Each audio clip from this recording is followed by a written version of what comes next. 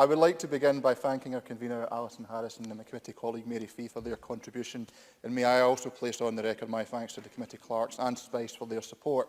I wish to use my contribution to expand on the issues the committee considered when it heard evidence from the promoters, specifically in relation to the provision about the identity of collectors, and I will cover this by highlighting 3 particular areas. Firstly, the committee asked if the Writers to the Signet Society had considered any alternative approaches which would enable the fund to continue to meet the existing requirement for the collector to be a contributor. Solutions such as reopening the fund or changing other eligibility criteria for the collector were suggested.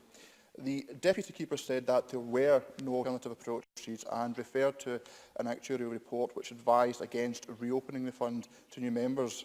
Essentially, the reasons which prompted the scheme closure in 1989 still apply.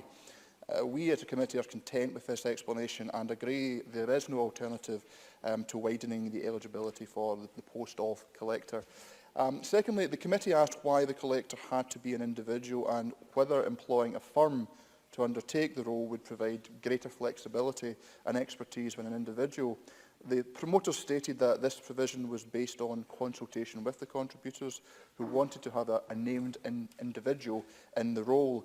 The promoters stressed, however, the contributors recognise the role can only be undertaken with the support of a professional firm behind the collector. Indeed, we were told that all collectors, in living memory at least, have had the support of their solicitor's firm. We did inquire further, as we wanted to satisfy ourselves about the legal responsibility for any work undertaken by the firm, but the promoters have assured us this relationship, which is akin to the solicitor-client relationship, is one all contributors are familiar and content with.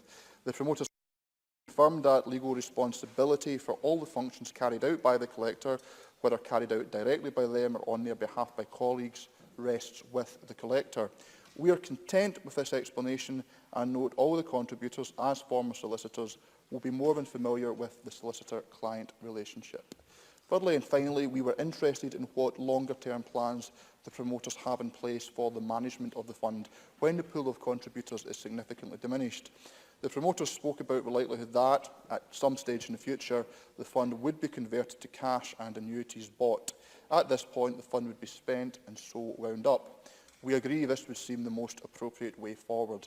Presiding Officer, with these assurances, the committee recommends that Parliament agrees to the general principles of the Writers to the Signet Dependents Annuity Fund Amendment Scotland Bill, and that the bill should proceed as a private bill. Thank you very much, Mr Arthur.